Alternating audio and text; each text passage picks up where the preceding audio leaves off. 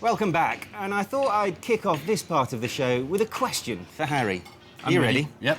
What is this describing? A motorcycle of rational complexity of organs and elements, combined with a frame with mudguards and a casing covering the whole mechanical part. I actually know that. No, you don't. No, I do. It's a Vespa.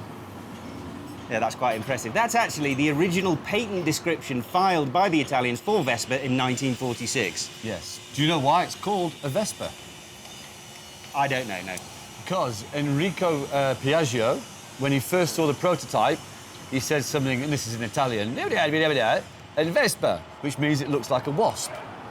Well, the classic shape of the Vespa does indeed look like a wasp. They've had an amazing history. Look, we call this brand iconic now, don't we? And I'm not sure if that's because it is or because Vespa just keep telling it is. It is iconic. Look, I mean, it hasn't really changed much in essence over the last, whatever, 46 till now is about 50-odd years, 60-odd years even. I mean, the basic principle is exactly the same. The engine driving the rear wheels, covered with bodywork, big leg shields at the front, easy to ride. The ideal town machine, really. Yeah, and I love the history to them because 1946, when they filed this patent, which was just after the Second World War, and the factory was originally making planes, wasn't it? But it was bombed to smithereens, and they weren't allowed to make planes again in case they bombed the French again or something. So they actually got into scooters, but it wasn't really an original design concept. Because they copied something, didn't they? They copied the American, it was the Cushman, it was called, which was obviously used a lot by the American forces in Italy during the war.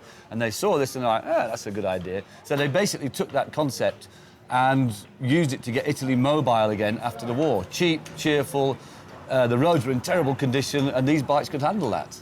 And yet we've gone from cheap and cheerful. They used to throw these scooters out of the back of planes with parachute battalions because it was light and easy to use and made them mobile on the battlefield. Cheap, cheerful and indestructible, capable of war, and now what? We're paying incredible amounts. Anything from 55,000 rand up, and that's for a pretty basic model. Your standard model, we're looking at around about 80, 90 grand. That's, yeah, it's a heck of a lot of money. I suppose we just have to ride them to see if they're worth it.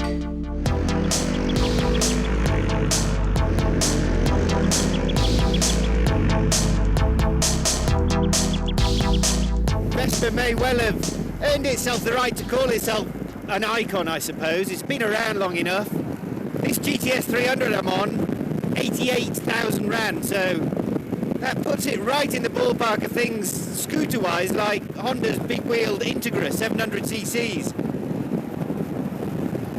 But to be fair, it's a lovely thing.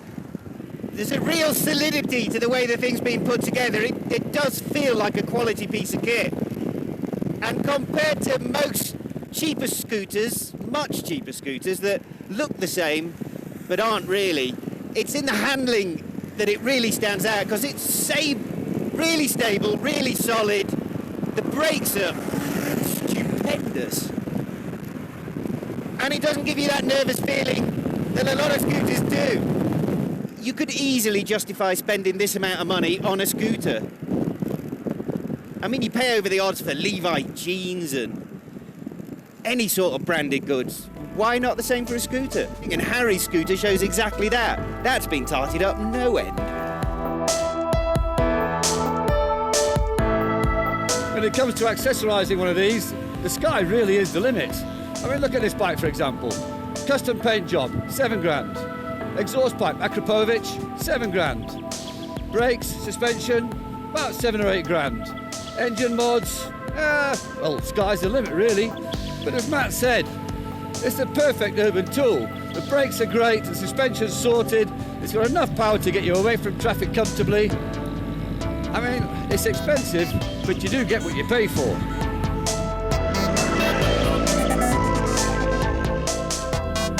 Just goes to show you, having money doesn't necessarily mean you've got a lot of taste or style.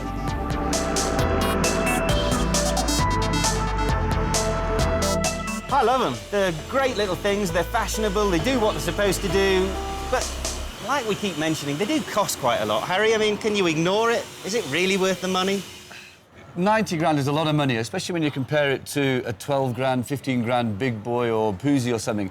But Vespa have actually done the sums And over, say, a 5-year, 6-year lifespan of ownership, this will cost you less than a 12 grand scooter. Even taking into account you could buy 5 or 6 of them for the price of one of these. You know, because it's just so reliable. The quality is miles ahead of any of the Chinese imports. They undoubtedly manage to keep their resale value extremely well as well, which means, obviously, that when you come time to sell, you're going to get most of that initial outlay back anyway. Would you have one? I definitely would. If I had the money, there would be a Vespa in my garage. Definitely.